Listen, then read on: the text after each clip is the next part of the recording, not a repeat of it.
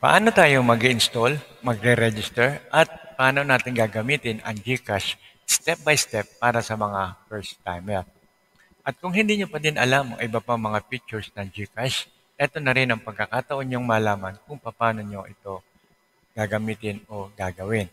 So dito, matututunan natin ang unang-una, how to install, paano tayo mag-install ng GCash, paano tayo magre-register, paano tayo magla-login, paano rin tayo gagamit ng GCash, paano tayo magpapadala ng pera, paano tayo bibili ng load at pwede tayo magpa-load sa iba't ibang mga networks o telco katulad ng Smart, Globe. Paano din tayo gagamit ng bank transfer. Then, paano rin tayo magbabayad ng ating mga bills katulad ng ating mga Wi-Fi, Meralco, tubig, yan, mga basic yan, ano? And then, paano rin tayo manghihiram ng pera mula sa GCash. And then, lastly, paano tayo magiging fully verified at magamit ang lahat ng features ng GCash. Okay? So, tara, sana natin. So, unang-una, paano tayo mag-install ng GCash?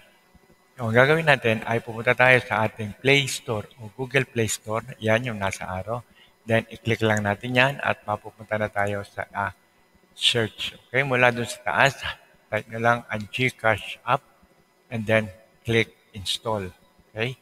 And then pag na-click nyo na install, lalabas naman dyan sa install yung use. So, ibig sabihin, gagamitin nyo na yung GCash. Okay? So, click nyo lang yung use. And then, enter your phone number and click next. Okay? Yung phone number na gagamitin nyo para sa GCash. And then next, makakatanggap kayo ng OTP o one-time password mula sa inyong cellphone number at yung number na yan ay kukopyahin nyo lang at ilalagay nyo doon sa GCash. Okay? I-enter nyo yan dito sa taas. Okay? So please enter the authentication code. Yan nyo yan ilalagay. And then click submit. Okay? And then next, how to register. Paano naman tayo magre-register? So unang-una, kailangan new account. So, i-click nyo lang yung new account and then next, enter your personal details. Lahat ng personal details nyo, no? And then just simply click next. And then, review all your details kung tama lahat, yung inyong address, yung inyong telephone number. So, check nyo lang, double check nyo, and then click confirm. So, after nyo na ma-confirm yun, hihinga na kayo ng MPIN. Ano yung MPIN? Ang MPIN ay yung Mobile Personal Identification Number. Yan yung pinaka-password nyo. At palagi nyo siyang gagamitin every time na magla-login kayo sa GCash. So, mag-set lang kayo ng 4 na digit na MPIN and then pangalawa, i-confirm at ikatlo ay ang confirmation. Okay, remember, tandaan nyo yung 4 na number na yan dahil mamaya gagamitin natin yan. Okay? So your MPIN is set, nakaset na tayo doon sa ating 4-digit and then simply click login. So paano naman tayo magla-login? Okay, next. So click MPIN. Yan, kulay puti na yan, MPIN. And then, dito nyo na ngayon i-enter yung sinave nyo na MPIN kanina, yung 4 numbers. Okay, so i-enter nyo yan, yung inyong MPIN. And then, pag na-enter nyo na yun, pupunta na kayo sa inyong dashboard. Okay, so ito yung lahat ng menu na pwede nyo magawa sa GCash. Okay, pero hindi pa tayo tapos. Tap nyo yung profile yung nasa ilalim. Pag na-click nyo na yun, makikita nyo, yung unang-una ay yung basic level. So tapos na kayo sa basic level, pero hindi pa kayo fully verified. So paano tayo magiging fully verified? Okay, yan ang susunod natin gagawin. Kailangan ang ating selfie. Maging ready tayo para sa selfie, sa picture, at sa ID. So, mag-ready kayo ng isang ID para din dito, no? Okay? So, anong kailangan sa selfie? Kailangan walang salamin, walang mask, at clear ang inyong muka, and then proper lighting, dapat maliwanag. And then next, your face will automatically be scanned. So, lalabas yung mukha nyo dyan sa below, sa gitna, and then click next. Ayan, na-scan na yung inyong picture at tatanungin din kayo ni scanner na i-blink nyo ang inyong mata para masiguro niya na kayo ay hindi fake o legit kayo na nagpapakuha ng picture. Okay? And then Balikan nyo ang inyong profile at i-check nyo ngayon ang inyong status kung kayo ay fully verified na. So kung may check na yun sa dulo, yes, okay, all set na tayo. Dapat meron ng check. Okay? And then next, how to use GCash. Paano naman natin siyang gagamitin? Unang-una is paano tayo magpapadala ng pera. Okay? Sa ibang number o sa ibang GCash number, pwede yan kahit saan. Okay? And then, click Send Money. Yan yung balik ulit tayo sa ating main menu. Okay? Yung may arrow na yan. So, i-click nyo lang yan and then click Express Send. Okay, yan yung nasa arrow. And then, enter the cellphone number. So, i-enter nyo yung cellphone number, yung amount, at yung message kung sakaling kayo ay merong message dun sa pagpapadala nyo. Halimbawa, bayad sa utang, o bayad sa paluwagan, o bayad kung saan, whatever kung ano yung message para matrack down nyo siya. Okay? And then click Next. And then verify your details and click Send. Okay, ito importante, no? Verify nyo muna lahat ang details, lalo-lalo na yung telephone number o cellphone number. Diyan marami nagkakamali. Marami na tayo natanggap na message na tungkol sa wrong send o isang number lang ang mali. Okay? So, actually, 50-50 ang chance nyo dyan para ma-recover ang inyong napadalang pera. Okay? So, siguraduhin nyo na tama, isa-isahin nyo yung number bago nyo i-send. Okay? And then, click send. So, next, paano naman tayo bibili ng load para sa ating cellphone o para sa ibang cellphone? Pwede rin, ano? So, unang-una, click natin yung load yan, yung pangalawang image, yung nasa arrow.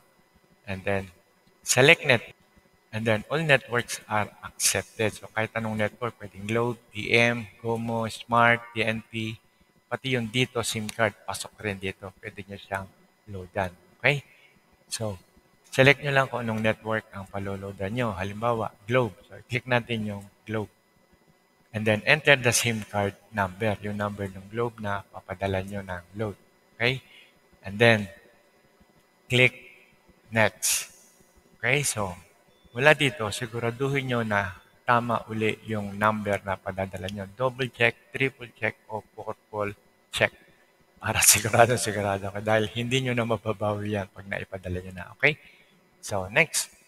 Paano naman tayo gagamit ng bank transfer? Okay? So, kung halimbawa meron na tayong bank account, pwede tayo mag-transfer directly. At pwede rin tayo mag-open ng bagong bank account gamit ito. Pero hindi yan cover dito sa picture natin. Meron tayong hiwalay na video para dyan. Okay? So, click mo lang yung transfer. Yan yung nasa arrow para sa bank transfer. And then, select your bank. Kamukha niyan, example lang ginamit natin ay BPI. So, i-click lang natin yung BPI.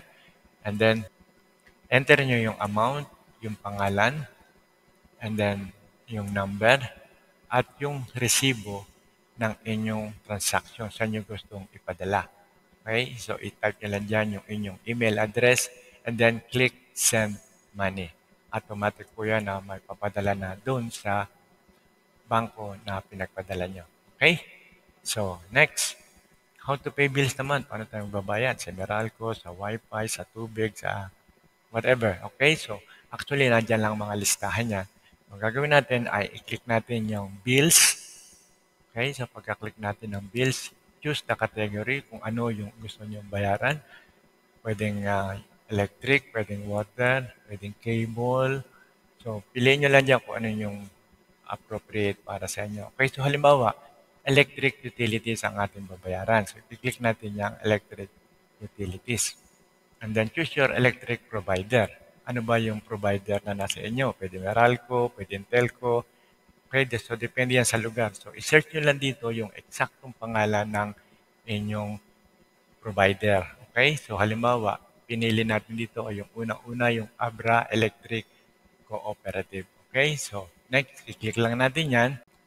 Enter nyo yung amount, lagay nyo yung account number. Kung alam nyo, dapat alam nyo, no? Yung account number ng telephone, electric company, and then yung account name, yung email, address, kung sakali, kung alam nyo rin, pwede yan, pwedeng wala. And then click next. Okay, so pagkatapos nyan, automatic na ipapadala na yung bayad doon sa inyong electric provider. Okay? So meron kayong resibo niya na ipapadala sa inyong email. Doon yung malalaman, nandun ang reference number, double check niyan. Okay? So next, paano naman tayo manghihiram ng pera sa GCash? Click borrow. Yan, nakikita niyan, yung may arrow na yan. So borrow yan, dyan tayo mangungutang kay GCash. Okay? Para rin siyang Bombay, di ba?